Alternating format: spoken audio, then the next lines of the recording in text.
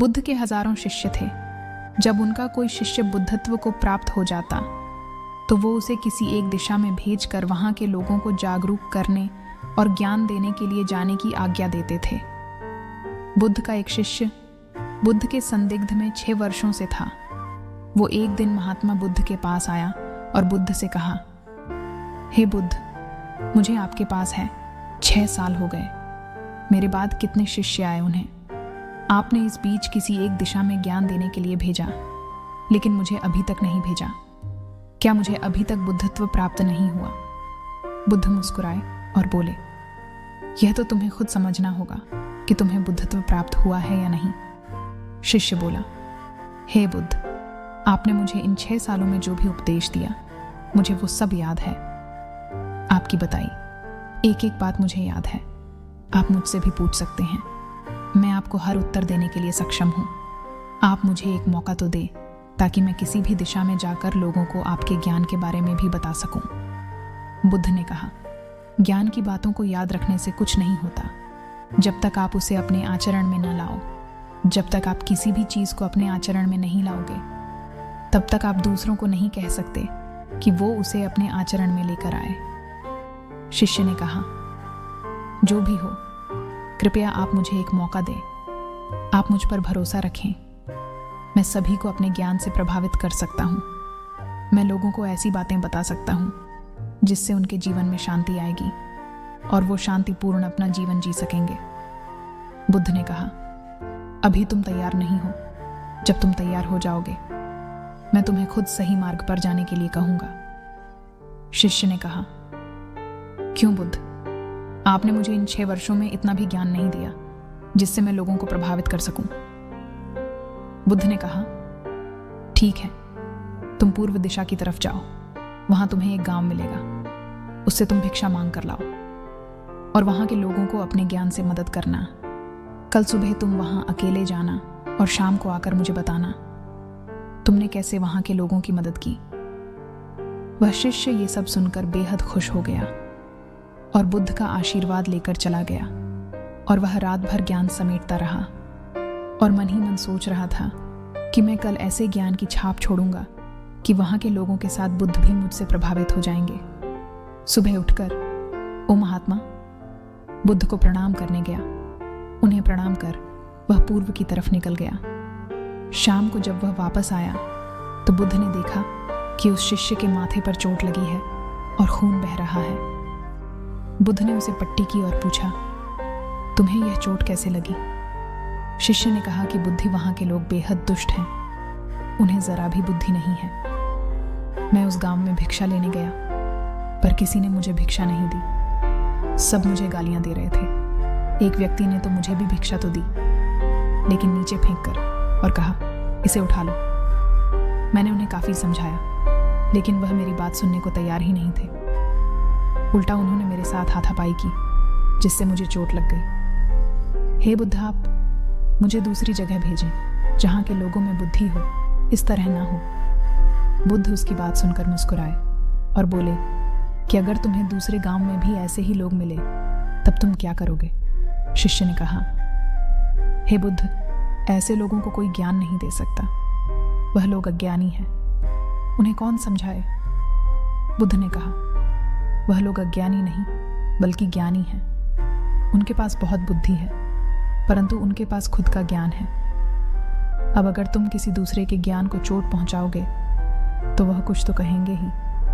तुम्हें ऐसे लोग हर जगह मिलेंगे, तब तुम अपना ज्ञान उन्हें कैसे दोगे?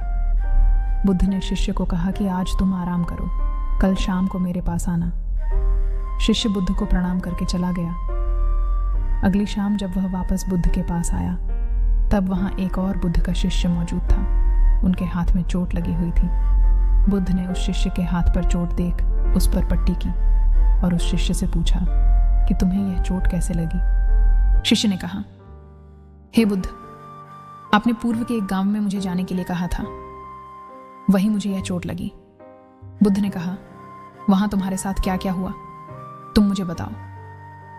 शिष्य ने कहा, हे बुद्ध, वहां पर मैंने सबसे भिक्षा मांगी, लेकिन किसी ने मुझे भिक्षा नहीं दी। एक व्यक्ति जिसने भिक्षा दी थी, उसने भी वह मुझे जमीन पर फेंक कर दी और कहा, उसे उठा लो। मैंने चुपचाप उसे उठाकर अपने पात्र में रख लिया और उसे कल्याण का आशीर्वाद दिया। तब उस व्यक्ति ने मुझसे कहा, आप बड़े ही अजीब व्यक्ति हो। मैं आपका अपमान कर रहा हूं और आप मुझे आशीर्वाद दे रहे हैं। मैंने उनसे कहा कि आप धनी हैं, आपने मुझे दान दिया है, इसलिए मैं आपको आशीर्वाद दे रहा हूं।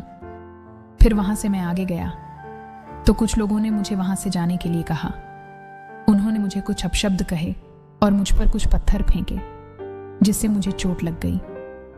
जब मैं वापस आ रहा था तब मैंने एक माँ को रोते हुए देखा। वह अपने बीमार बच्चे को लेकर चिंतित थी। मैं तुरंत जंगल से जाकर उसके लिए जड़ी बूटी ले आया, लेकिन वहां के लोग मुझे जड़ी बूटी देने नहीं दे रहे थे।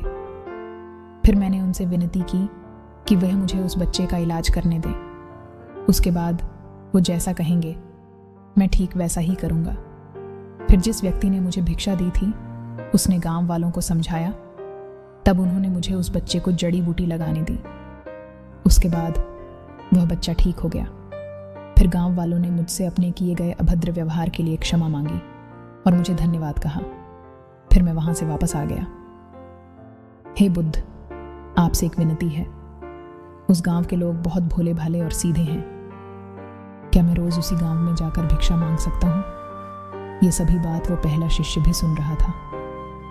उसने यह सुनते ही बुद्ध के चरणों में गिरकर कहा कि हे बुद्ध, मैं समझ गया हूं कि अभी मैं उस लायक नहीं हुआ कि दूसरों को ज्ञान दे सकूं। बुद्ध ने कहा, हमें बाहर वैसे ही लोग दिखाई देते हैं जैसे हम भीतर से होते हैं। जब तक हम स्वयं को नहीं बदलते तब तक हम किसी को भी नहीं बदल सकते। खुद में परिवर्तन करना बेहद जरूरी है। कोई भी बात बताने से पहले उसे आचरण में लाना बेहद जरूरी है, क्योंकि आचरण में लाई हुई चीज को बताना समझाना बहुत आसान होता है और उसे लोग बेहद आसानी से अच्छे से समझ पाते हैं। दोस्तों, आपने क्या सीखा जरूर बताएं। दोस्तों, इस कहानी से हमें यह सीख मिलती है कि हम सभी को ऐसा लगता है कि हमने जो कुछ भी सीखा है वह हमको दूसरों को सिखाना चाहिए, लेकिन हम जाने अनजाने में दूसरों को सिखाने के चक्कर में हम कभी कभी गलत साबित हो जाते हैं। तो इसीलिए दोस्तों, अगर आप किसी को भी कोई भी सुझाव देने के लिए जाते हैं, आप कोई भी चीज़ सिखाने के लिए जाते हैं, तो सबसे पहले आप उस कार्य को संपूर्ण रूप से और सही ढंग से अच्छे से सीख जाएं। और आपको जब यह पक्का प्रूफ मिल जाए कि अब मैं इस कार्य को संपूर्ण रूप से सीख चुका हूँ, अब मैं दूसरों को सिखा सकता हूँ, तभी आप दूसरों को सिखाने के लिए जाए। अन्यथा आपके साथ दुर्व्यवहार हो सकता है और आपको क्षति भी पहुंच सकती है। दोस्तों, यह छोटी सी कहानी आपको कैसी लगी कमेंट में ज़रूर बताएं। अगर अच्छी लगी हो तो इस वीडियो को एक लाइक ज़रूर करें और ऐसी ही और मोटिवेशनल वीडियो देखने के लिए हमारे इस प्यारे से YouTube channel the real inspiration 2.0 को ज़रूर सब्सक्राइब करें। धन्यवाद।